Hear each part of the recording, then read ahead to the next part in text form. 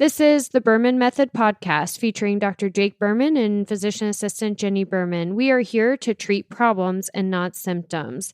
Disclaimer, this podcast is for entertainment purposes only and not to treat anyone or to give medical advice. If you are interested in any information that we are giving and would like to use this for yourself, we recommend that you contact your primary care physician or reach out to us and ask us questions about yourself specifically. Enjoy. And we're rolling, baby. Rolling, rolling, rolling, rolling. Like Limp Biscuit in the hot dog flavored water from back in the, was it 90s or early 2000s? I hope at least a couple of you guys smiled, because I know at least one of you listening has that album or had it. I definitely bought it. Anyways, the Berman Method podcast. Dr. Jake Berman here, coming to you solo today. I do not have my lovely co-host with me this morning. We could not get our schedules to match for the past couple of weeks now.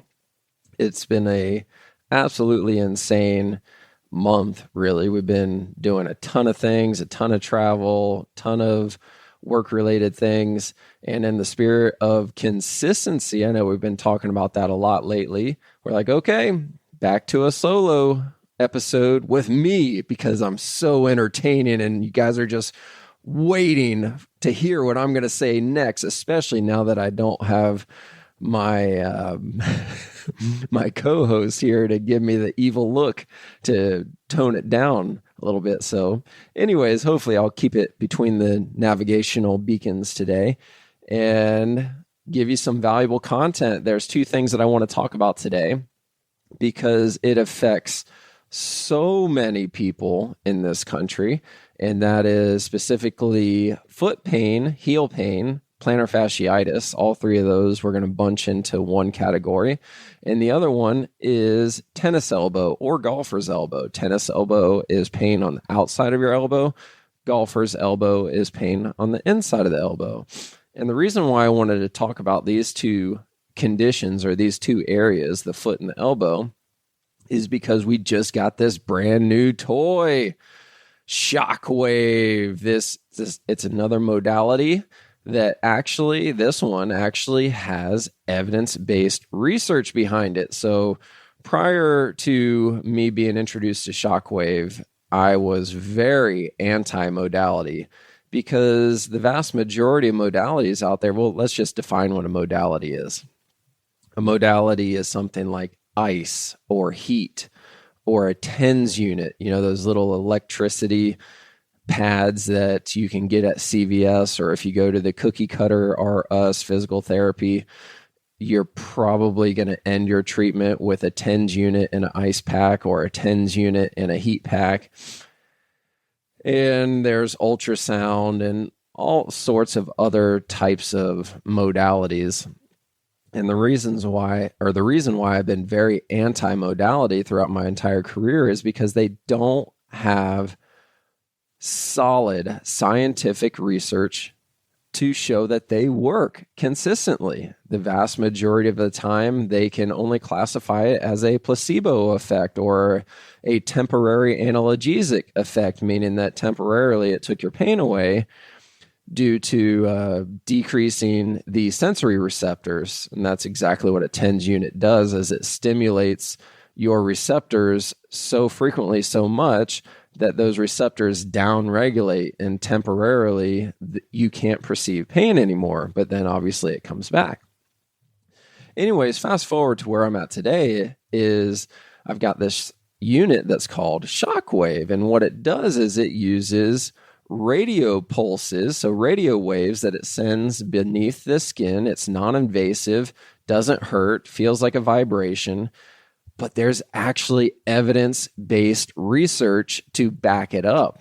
And it's ridiculous how over 90% of the time it's been proven to help with plantar fasciitis, tennis elbow, golfer's elbow, even knee tendonitis, shoulder tendonitis in 6 treatments. And the reason why it helps in 6 treatments is through the mechanism of which it works. So bear with me for 2 minutes. I think it's important to go into the weeds here for a minute. This technology was originally invented, I guess, or utilized in the early 1900s for the purposes of breaking up kidney stones. So it sends radio pulses through the skin to the kidneys to break up kidney stones so you could pass a kidney stone. Fast forward 90s, 2000s, they found that there was actually a positive healing effect that was occurring in the surrounding soft tissues. So they end up doing a ton of research, a ton of studies, and they whittled it down to there is significant scientific research evidence showing that it has lasting healing effects, not pain relief effects. That's a result of healing, right? So lasting healing effects after 6 treatments. And these treatments are only 10 minutes long, and they're only done once a week for 6 weeks. And the way that it does it is because it's sending radio waves through the skin, it's actually creating microtrauma to the area. So if you can imagine little tiny baby microtrauma, so little tiny baby, I don't like using the word cuts, because it's not really cuts, it's just microtrauma, which increases blood flow to the area, stimulates your body's own healing response so that it starts sending in the cavalry, sends in your body's own stem cells to start healing that area. So you do it once and give it a week to heal it. Then you do it the next week, and then it gets another week to heal it because it generally takes around 5 to 6 days for your body to repair itself. And then you do it so on and so forth for 6 weeks.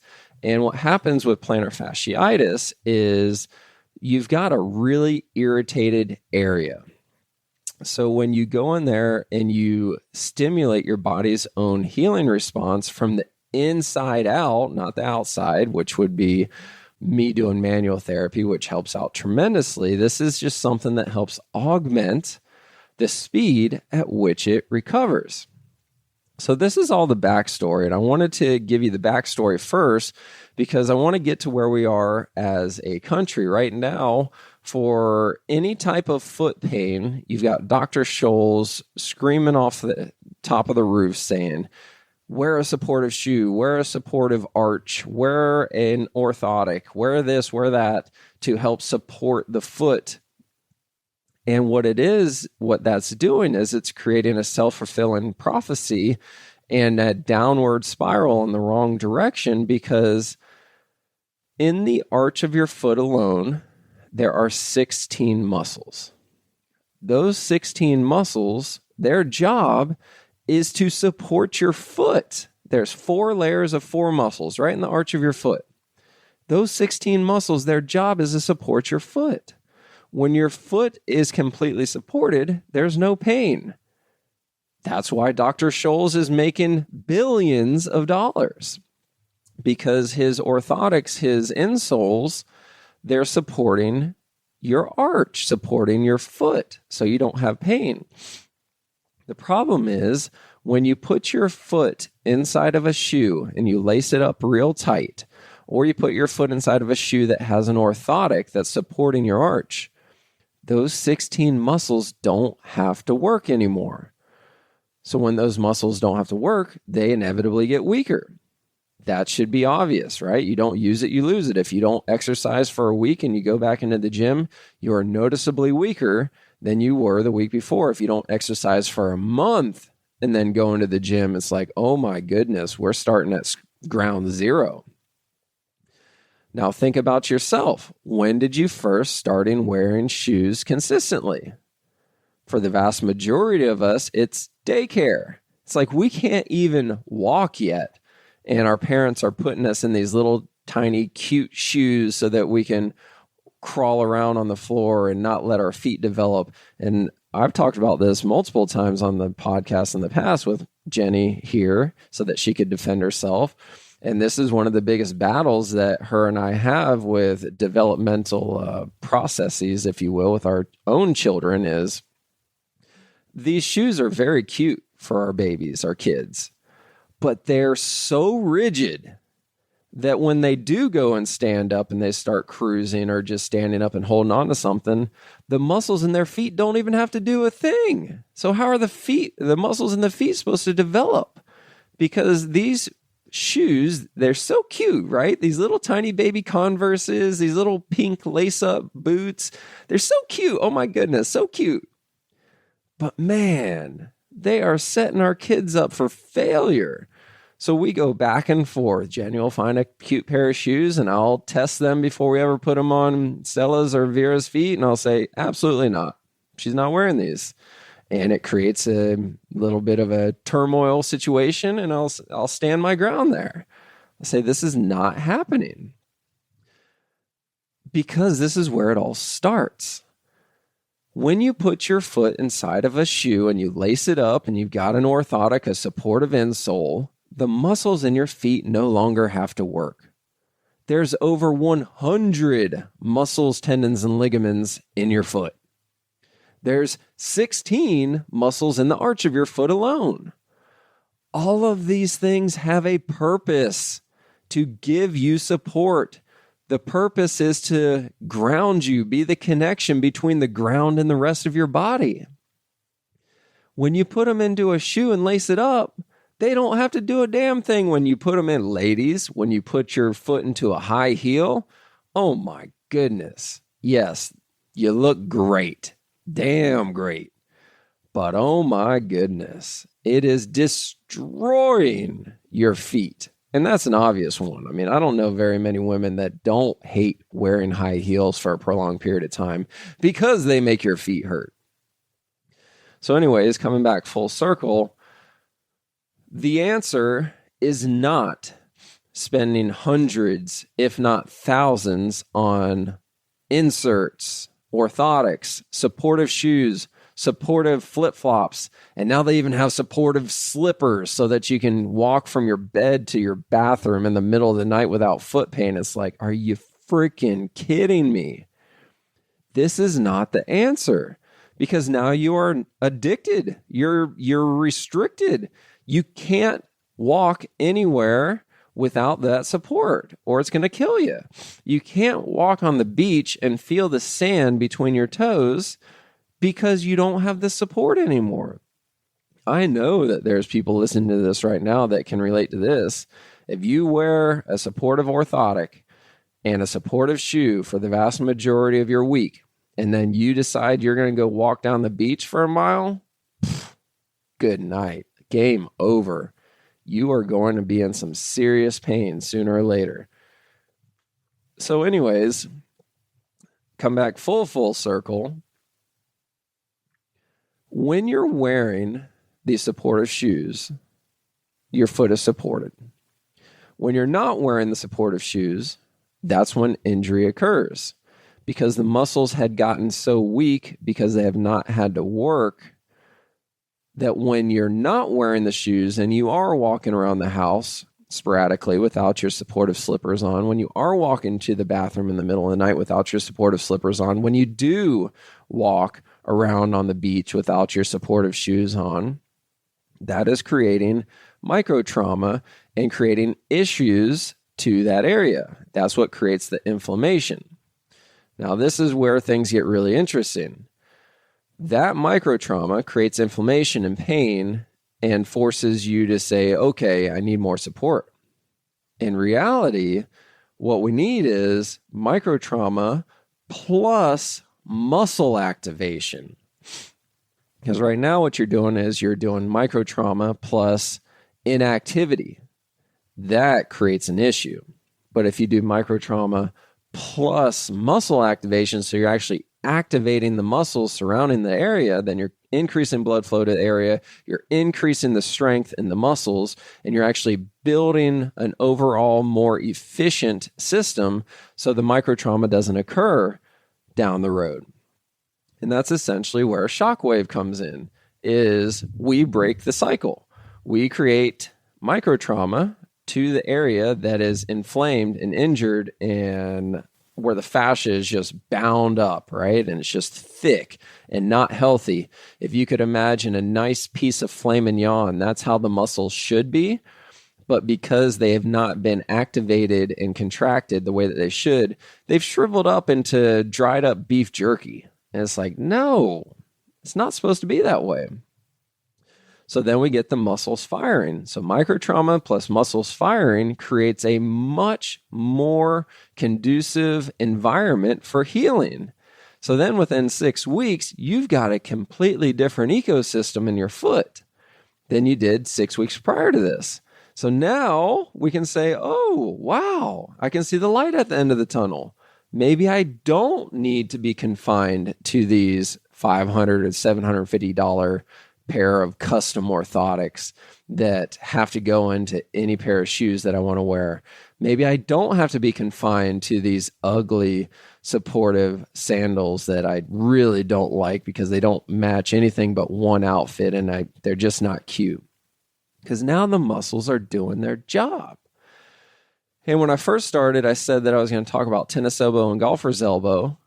And it's the same exact thing upstairs. So everything I just got done saying downstairs, the same thing is happening upstairs.